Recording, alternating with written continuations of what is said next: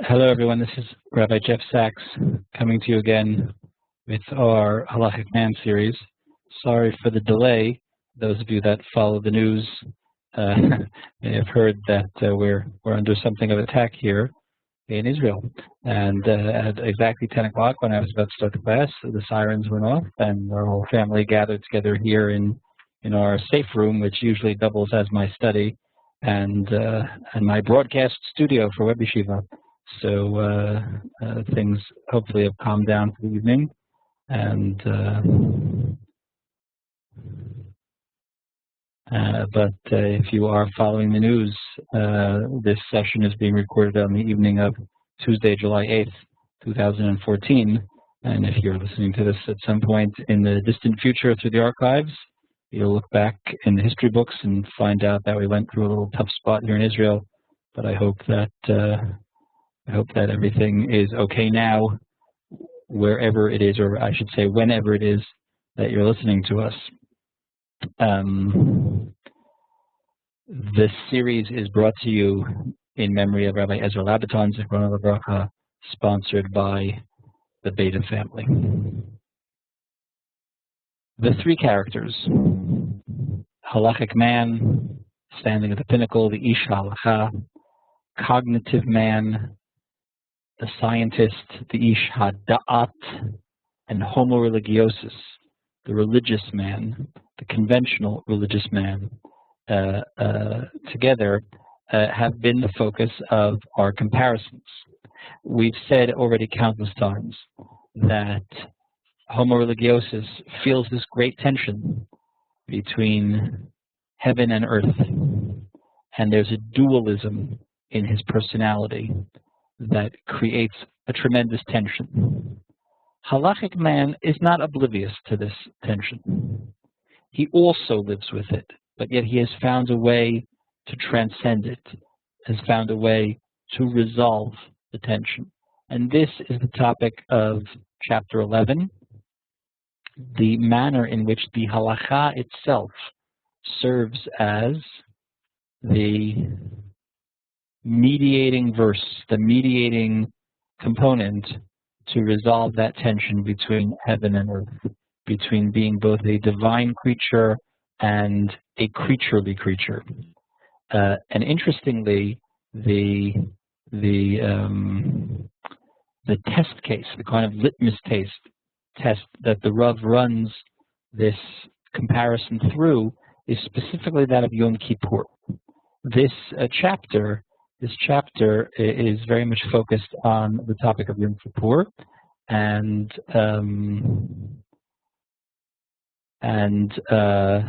is really one of the Rav's most powerful statements about what Yom Kippur is as a day, as a mechanism for tshuva.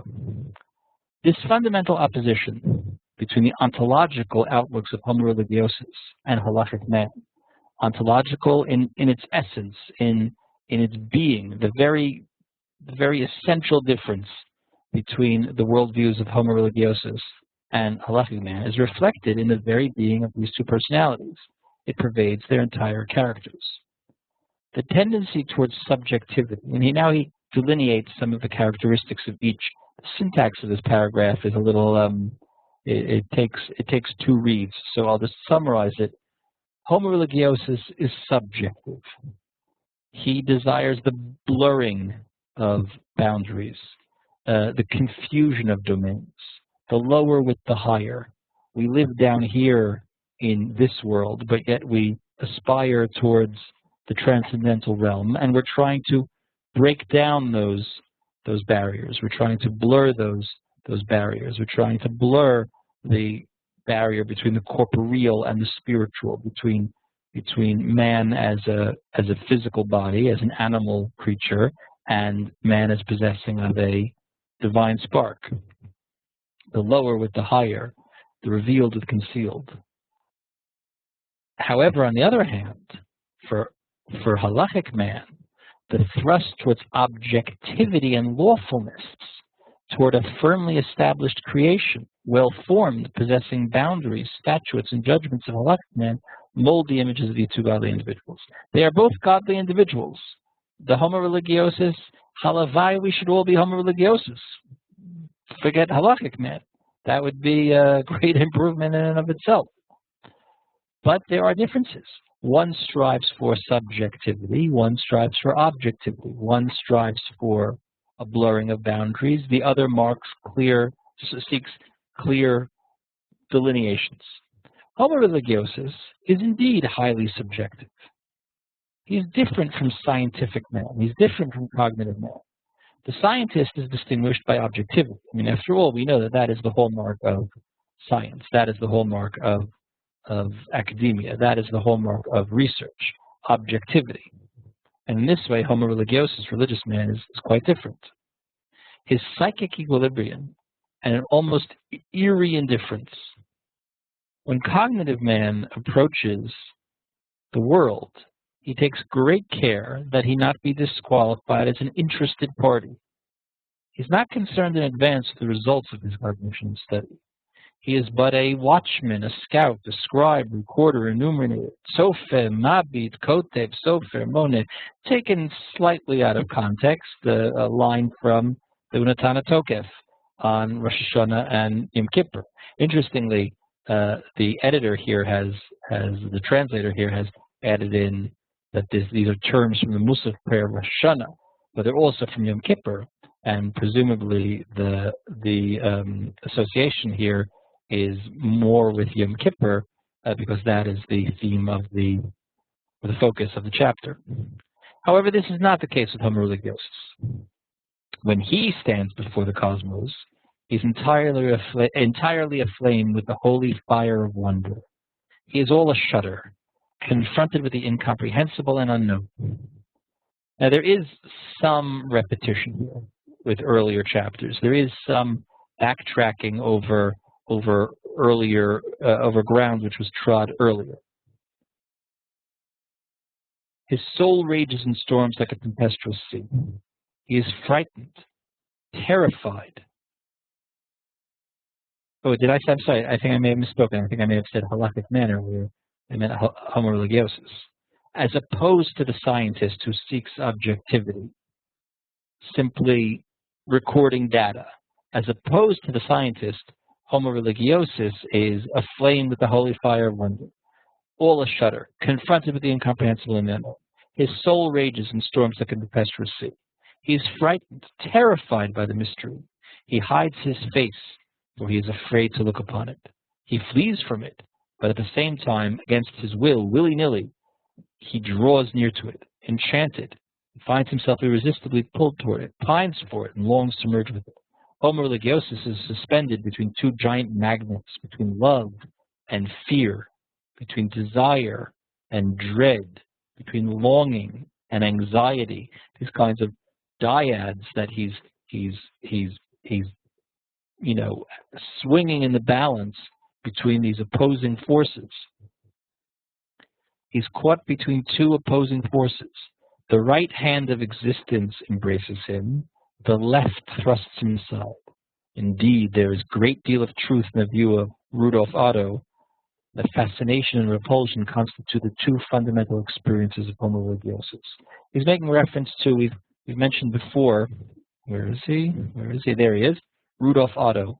Rudolph Otto was an late 19th, early 20th century German philosopher of religion.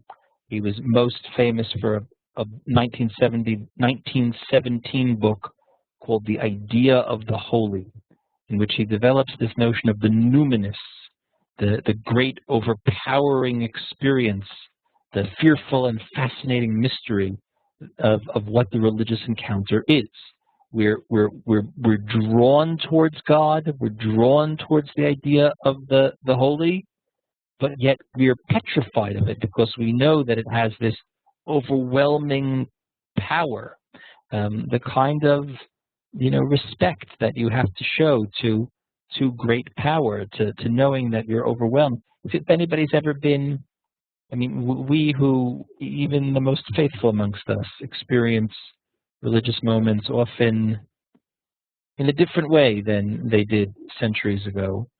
But lahavdil, even for the even for the most secular in the modern world, the most atheistic even, if anybody's ever been present at some kind of natural disaster, tornado, hurricane, those Hurricane Sandy, or what was that last big hurricane that you had on the East Coast in America? Was that Sandy? Yeah, that was Sandy. So all those videos that you had of people like standing there, like in Long Island or in other places, like watching these waves rolling in and carrying away homes and cars and etc. You're fascinated. It's you can't turn your gaze away, but at the same time, it's of course you stand in awe at the power of nature that's being exhibited in front of you. So you have this fascination, you're drawn to it, you can't look away, but at the same time you're petrified. Part of you wants to hide your face, part of you wants to run away, and part of you is just completely. Multiply that by some factor of infinity to the God experience. It's this tension back and forth. So the Rav admits that this is the truth of Otto's claim, and that is a true description of Homo Religiosus. As a result, Avram, what is it? That's a link to the text.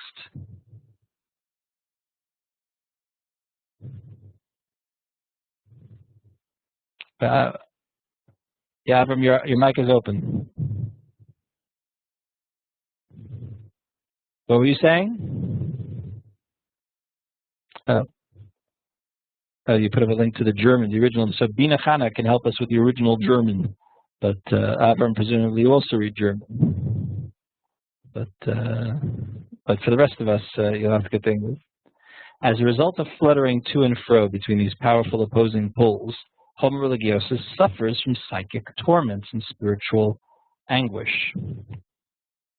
He undergoes terrible pains in the search for the enigma that will only darken reality even more. But it's a kind of, going down the rabbit hole. In other words, the more you're drawn to it, the more you understand that it is unachievable. But at the same time, he delights in those very pains, and that knowledge that it's like one of those special effects that you see in Hollywood. That like as you're running towards you're like running. I'm trying to picture. I'm sure if I could. I'm sure we could think of some scene from a movie where they use this effect. You're like running down a hall to get to a door at the end of the hall, but as you're running towards it, the door is receding into the distance. Like you're running towards it, but it's what? My son tells me this is the Matrix. It happens in the movie. I'm unaware of these things. So that same thing. That the more you're drawn to God, the deeper you understand how profoundly divided you are from Him. The more you understand how little you understand. The more you comprehend, the more you understand how beyond our comprehension He is. The closer you are, the more profoundly you feel the infinite divide that separates us. And that is a source of pain and anguish. And that pain is at the center of the experience of Homo Religiosus. The pain is not completely the notion of Yisurin Shel Ahava, of suffering for love, Chavivin Ola Yisurin, that we even embrace that kind of anguish is something that the Homo Religiosus is endemic to his experience. I can't. What does it say? The news is reporting that there was a house in Jerusalem that was hit by a missile. Thankfully, It seems that no one was hurt. I'm sure you can update on the internet. It is in this light, I'm skipping ahead, it is in this light that we can understand the deep contradiction pervading the spiritual self-evaluation of Homo Religiosus. On the one hand, he senses his own lowliness and insignificance, his own frailty and weakness. He knows that even a gnat preceded him, even a snail preceded him. These are words from the Medrash Rabbah, that on one hand, we know that we're a nothing, we're garnished, that in the scheme of creation, even the bugs came first. Like God took care and attention to creating the bugs before he got around to us. On one hand, we're nothing. He sees himself as the one biological. In some cases, we're worse than that. In some cases, we're worse than the flea, because we are the one biological creature who has misused his own talents for destructive ends, who has failed in the task assigned to him. That's endemic to human nature, that we sin, that we fail, that we don't meet our potential. That's not true about animals. The anthropomorphic impulse that we have, you watch little kids playing with animals. The Tyrannosaurus Rex is the bad dinosaur because he eats the other dinosaurs. But the Brontosaurus, as we used to call him, he's good because he just eats plants. He's nice. You could keep him if you're Fred Flintstone, you could keep him as a pet. That's ridiculous. The Tyrannosaurus Rex is not evil because he's a carnivore. That's the way he was created, right? It's completely anthropomorphic to assign value judgments, to sit there watching the National Geographic and think that the gazelle is good and the cheetah is bad because he eats the gazelle. They're doing what they're supposed to be doing. Cheetah's got to eat and gazelle's got to run. But sometimes the cheetah catches the gazelle, probably just enough so that he gets his meal. But there are probably just enough gazelles so that we still have gazelles. But there's no moral equation here. There's no, the whole idea that the animals that we don't eat, the animals that kashrut forbids, because those animals are evil, those animals have negative traits, because they're torfim, because they're animals of prey, so we don't eat them, and we just eat the cows that hang around waiting for the wolves to come and to eat them. That's purely speculative in the realm of ta'amei hamitzvot. It also, by the way, kind of puts us on the side of the wolf, not the cow. But in some way, humanity really is at the bottom of the rung, because as opposed to the animals who are just doing what it is that they're designed for by creation, we, exercising a kind of free will that animals don't have, we often get it wrong. We often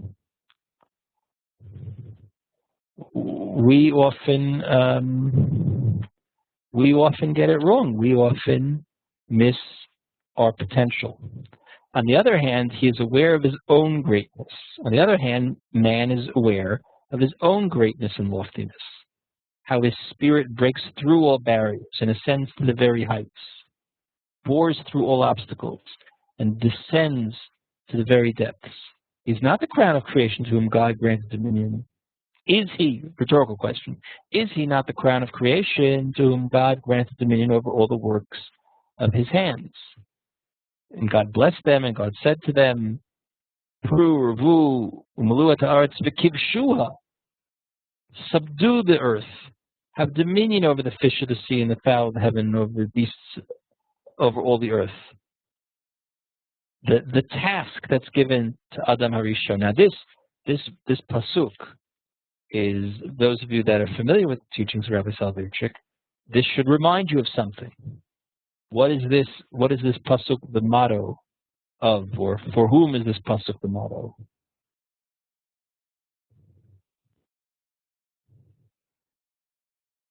Those of you that studied the Lonely Man of Faith with us.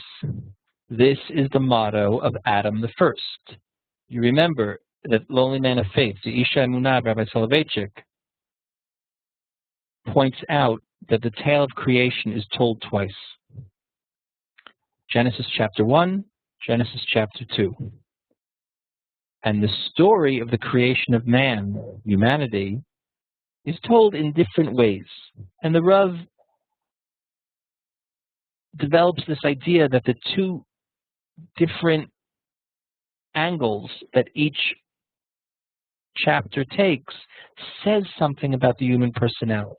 He develops these two archetypical characters, like he develops the archetypes here of Halakhic man and cognitive man and religious man. They're called Adam the First.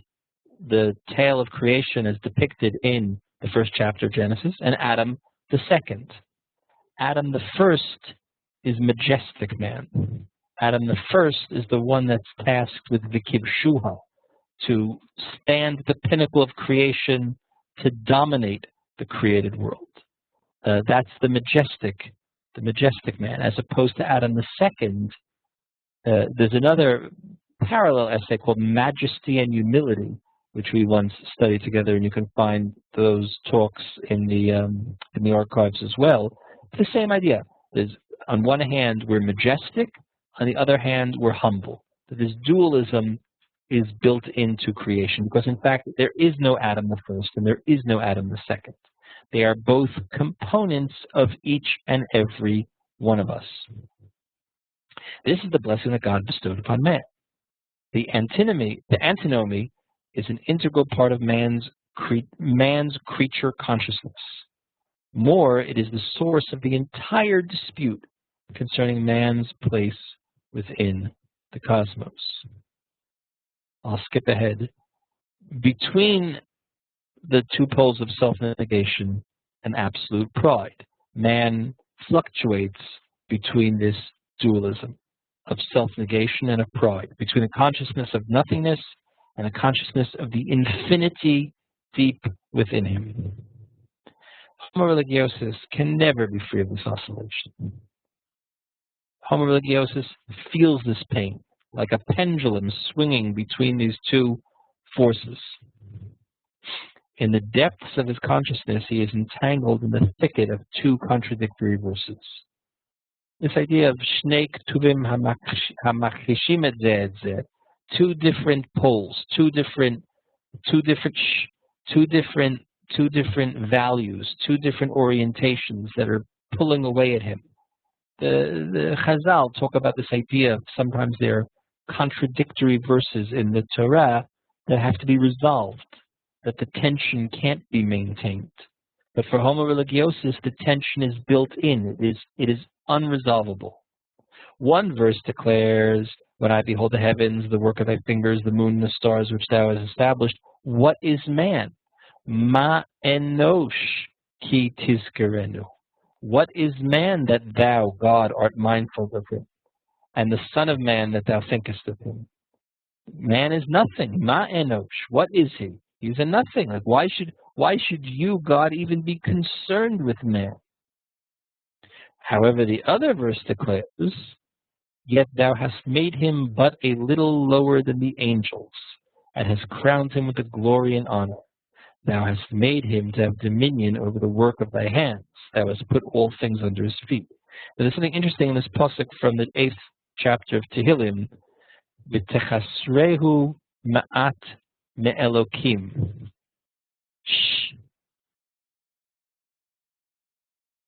V'techasrehu ma'at me'elokim. There are two ways to read the pasuk. That you have made him, that you, God, have created man to be but a little less than God himself. That we are almost godlike, or the way Chazal seem to prefer interpreting the pasuk, Elokim here, not in the technical sense of a name for God, but in the general sense, Elohim, which has other other, as a synonym, means other things. Sometimes Elohim means judges. Sometimes it can also apparently mean angels, and that's the sense here, at least in the translation. You've made him but a little lower than angels. But either way, the point being that God is this man is this majestic being, that we are more than just hairless apes who figured out how to make iPhones. We are divine. We carry a divine spark within us, and that, Elohim also sometimes means messengers. That's the meaning in which angels, it means angels, because angels, malachim also are the sense of their emissaries, or they're on a mission from God to do something, without getting into exactly what angels are. Excuse me. So Homo Religiosus lives with this tension. Part beast, part divine. And it tears them apart. Homo Religiosus has yet to find the third harmonizing verse. However, Halakhic Man has found a verse, the Katuv Ashlishi, the way to square this circle. The Halakha. What resolves the tension within man, within humanity? Halakha. He too, Halakhic Man, also suffers from this dualism, from this deep spiritual split. But he mends the split through the concept of halakha and law. It's not that Halakhic Man looks at Homo Religiosus and can't relate and doesn't understand the experience. Halakhic Man also feels the dualism. He has just found a way to bridge it. And now we start talking about Yom Kippur. Halakhic Man also stands on the Day of Atonement as the sun is setting, as the great and holy day sinks into the fiery sea of glory and eternity. And the climactic Ne'ilah prayer confesses his sins before his creators. And the choice of Yom Kippur as the kind of demonstration of these ideas, is significant, because Yom Kippur really is a day where we feel ma enosh, who are we? I'm going to try to summarize because we have to make up for some lost time. But he quotes here different stitches from the Yom Kippur davening. Part of the whole liturgy of the litany of sin really is to say, I'm a garnished, I'm a nothing, I'm undeserving. And we beg to be allowed to come back in tshuva. And that's the theme of so many of the piyutim, particularly those surrounding the confession and the vidui on Yom Kippur, that we need God to open the doors for us. Because on our own, we're incapable. We can't get through the gate unless He pulls us along. Ma enosh. Motar ha'adam min ha'behema ayin. We are no better than a mute beast. But on the other hand, if that were the case, what would be the whole point of Yom Kippur? What would you need a Yom Kippur for? The beasts of the field do not need to do tshuva, because the beasts of the field do not sin. Tyrannosaurus rex does not need to klop al chet that he ate the triceratops. The cheetah does not need to ask the forgiveness of the gazelle, because that's what the cheetah is supposed to be doing. But when we rob, steal, sin, lust,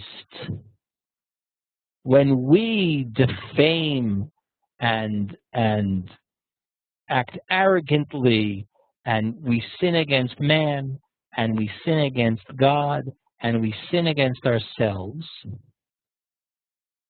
we are doing something wrong. So since there is Yom Kippur, that's the proof that we're better than the animals, that we're better than our animal selves. Because if in fact all we really were, if it really were completely true, Motar ha'adam min habehema ayin, that the value added of humanity above animals is nothing, then we wouldn't need Yom Kippur. Because when we act the way we act, we would just be following our programming. And if, in fact, all we were doing was following our programming, by definition, it couldn't be sinful. Because that's who we are. That's how God made us. The value added of being human is that we need not only follow that programming, because we have a different operating system. I'm mixing a few metaphors here, but I hope you're following and understand the point that I'm making. We also have the operating system of the angel within. And it's that gap, the tension between the two, that is the source of sin. And that's what we're trying to overcome through Yom Kippur. So the very existence of Yom Kippur, with its halachic, and here this is the way in which the halakha is the katuv hashlishi, is the resolving verse, is the secret to transcending the tension that's so central to the experience and life of Homo Religiosus, is the halachic system of Yom Kippur. Yom Kippur Shel Pam in the Beit HaMikdash with the Korbanot and the Se'er La'azazel and the Kohen Gadol and the whole mechanism of the national kapara and the individual kapara. But even Yom Kippur in the way that we have it today, Yom Kippur, about which Rabbi Akiva so famously said, Ashrechem Yisrael, L'fnei mi atem mitarim mi mitair etchem. Right? That we, like today in some ways, it's worse.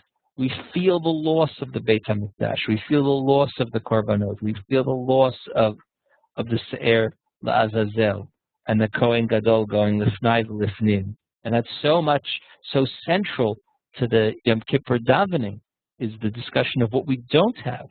But on the other hand, we're at an advantage, because in the absence of that, and from a complete let brera, from a complete lack of any other option, all we have is the direct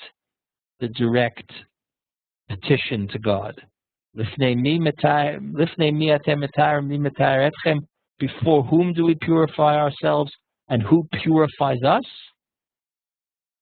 Straight between us and God. It's true, if you sinned against a fellow man, you have to make it right with them before you can turn to God. But the act of tshuva is us facing the Kadosh Baruch Hu in tshuva, saying we can be better than our animal selves. If man, I'm going to skip ahead. There's a discussion here on page 70. He returns to this point about Tzimtzum, which we talked at length a few weeks ago. But if that still interests you, look at the bottom of page 70, because it's another example of him reorienting the understanding of Tzimtzum. But here on page 71, if man, when confronted by God, would revert to nothingness and naught, then the command, which is the very foundation of the halakha, would be incomprehensible. The mystics, he had said, and Homo Religiosus, as personified by a mystical orientation, thinks that this dualism is the tension between heaven and earth, is unbridgeable, it's unresolvable. You can't shrink that gap. And they have this notion that were the two to come together, were they to be bridged, all would be tohu vavohu. All would be destroyed. The Rav says Halakhic Man does not see it that way. What is the encounter between heaven and earth? What is the encounter between God and man? Halakha, mitzvah. The idea that we are mitzuvim, that we are commanded beings. Again, different than the animals. If man, when confronted by God, would revert to nothingness and naught, then the command, the mitzvot, tzivui, which is the very foundation of the halakha, would be incomprehensible.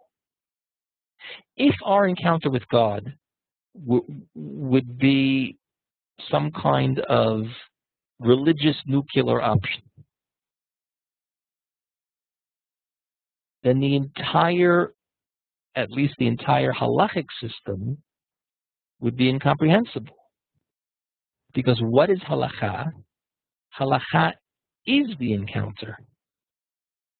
We encounter God as commanded beings, and we fulfill that potential through the execution of those commands. For certainly God would not make a mockery of his own Torah. The fact that God linked himself with man and prescribed for man laws, statutes, judgments, bears witness that God, may he be blessed, does not nullify and obliterate man's being. And while the setting sun on Yom Kippur is still shedding a brilliant light, Halakhic Man continues his prayer. ונתת לנו באהבה את יום הכיפורים הזה קץ לשיחה ומחילה על כל עוונותינו למען לעשות חוקי רצונך בלב אבשלום. That's the bracha of Yom Kippur, that God has given Yom Kippur as a gift of love, and it's the climax, it's the conclusion of God pardoning and forgiving us for all our sins. Why does he pardon us and forgive us?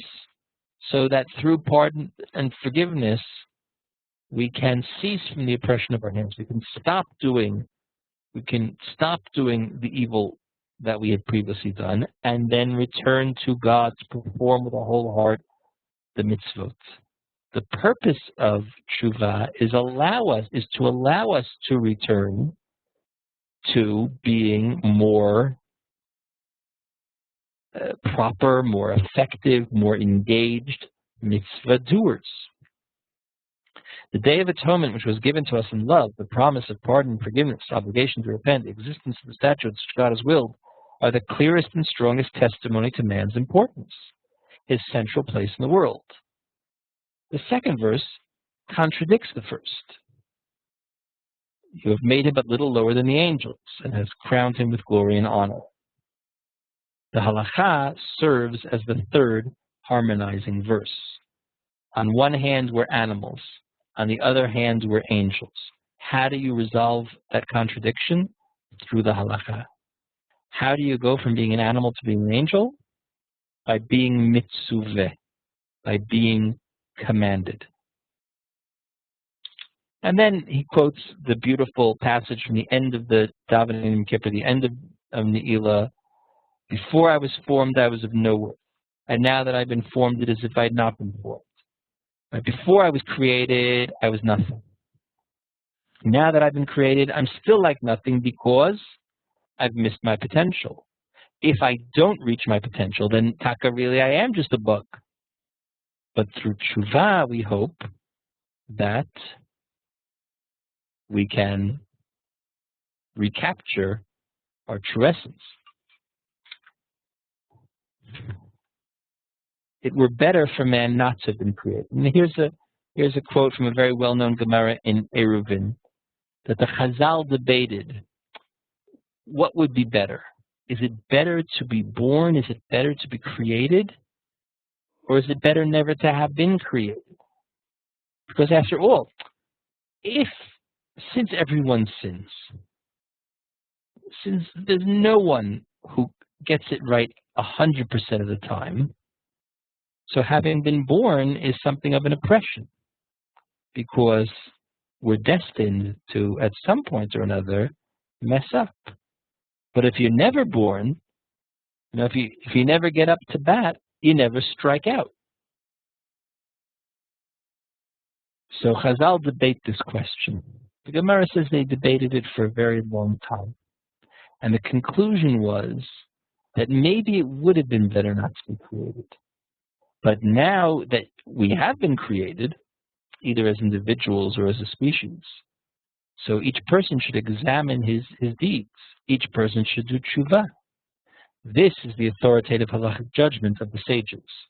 And it means that repentance harmonizes the two verses.